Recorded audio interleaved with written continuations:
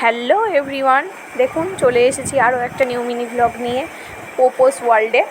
দেখুন ও এবারের হোলিটাও actively celebrate করেছে খুব ভালোভাবে।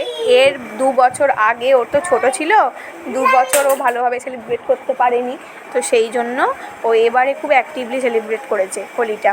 দেখুন ওর আমাদের সাথেও হোলি খেলেছে। হোলি খেলতে কার না ভালো লাগে, রং সবার জীবন এভাবেই রঙিন হয়ে উঠুক প্রতিদিন, এটাই কামনা করি সবার কাছে। তো চলুন দেখে নেওয়া যাক আজকে পোপো কীরকমভাবে রং খেলে আনন্দ করেছে, একটু দেখে নিন। আপনারা সবাই আশীর্বাদ করুন ওকে, ও যেন এইভাবেই ভালো থাকে, এইভাবেই সুস্থ থাকে, অনেক যেন বড় হয়, যেন অনেক বড় মনের মানুষ হয়, আর ওর জীবনটাও যেন এভাবে রঙে রঙে ভরে ওঠে।